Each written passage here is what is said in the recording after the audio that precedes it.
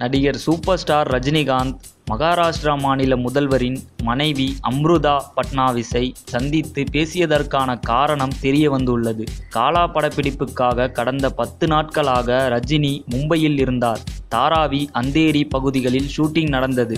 முதல் கட்ட படப்பிடிப்பை முடித்து கொண்டு அவர் நேற்று சென்னை திரும்பினார். மும்பையில் இருந்தபோது அவர் மகாராஷ்டிரா முதல்வர் தேவேந்திர பட்னாவிஸின் மனைவி அம்ருதாவை சந்தித்து பேசியுள்ளார். அவர்களின் சந்திப்பின் போது எடுத்த புகைப்படங்களை அம்ருதா ட்விட்டரில் வெளியிட்டு உள்ளார்.